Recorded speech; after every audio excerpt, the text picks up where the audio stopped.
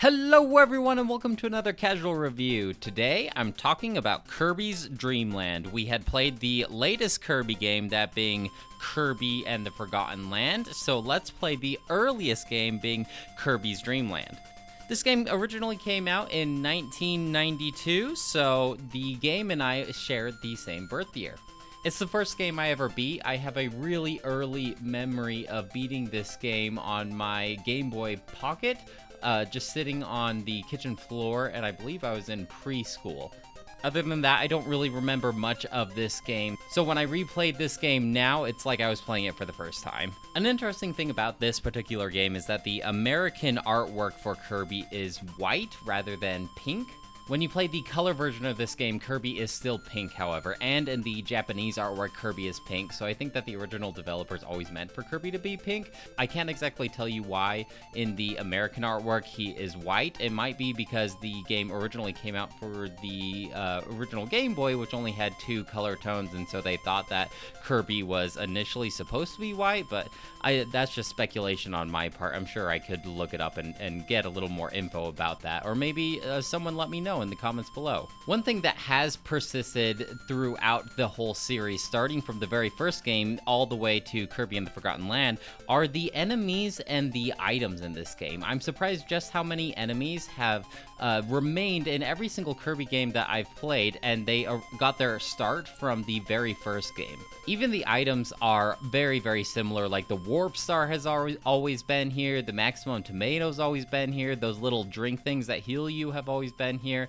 One thing that is missing from this game that is in every other Kirby game, however, is the ability to copy powers. Now, if you are familiar with Kirby, he inhales enemies and inherits their powers. So if you suck up a fire guy, then you will then get the fire ability. That is not the case in the very first Kirby game, which I bet not a lot of people actually know that. So the main way that you damage enemies is by sucking them up and then blowing them back out at other enemies, or whenever Kirby puffs up and he exhales after puffing up, he does a little projectile that way.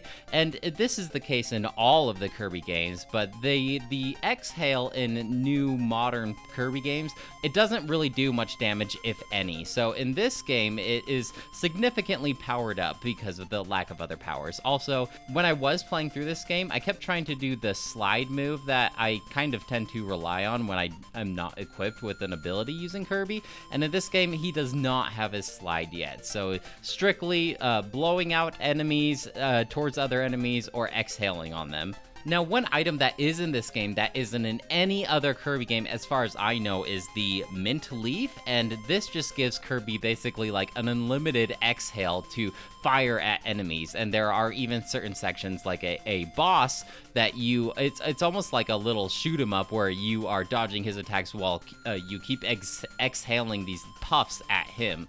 It's an interesting boss fight that isn't really in any other Kirby game.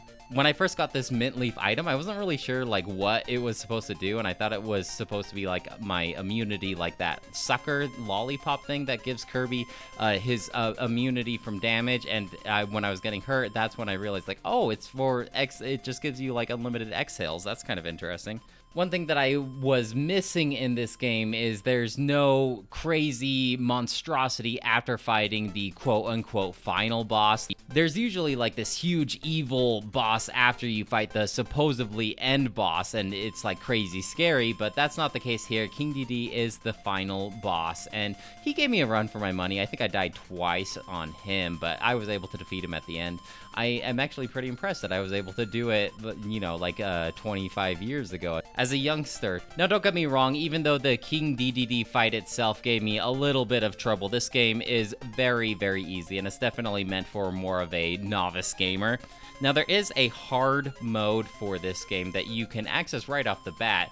If you hit a certain button selection. I think it told me like hold up on the D-pad, B, and select at the same time, and then you will activate the hard mode. And I didn't try that out. I just played the normal mode, and after you beat through the normal mode, it will tell you this secret button combination in order to access the hard mode or New Game Plus or whatever you want to call it. If you're not crazy about the idea of playing a Kirby game without the copy ability, they have made a remake, a remaster of some kind called Kirby's Return Return to Dreamland, and it's a more modern take with a lot more levels and the copy ability, and this is for the Game Boy Advance. At least that's the version that I played this initially on.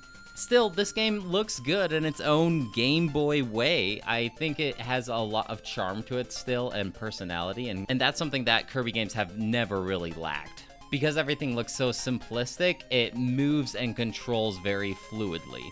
And if you're nostalgic about this type of graphics, then you might want to give this game a playthrough because it only takes about 20 to 30 minutes. I was gathering up some recording of this game and I ended up playing through the whole game in one go. So I think my initial recording said that it took me maybe like 24 minutes from start to finish. So super short game, which is good because you aren't able to save on this particular version of this game either.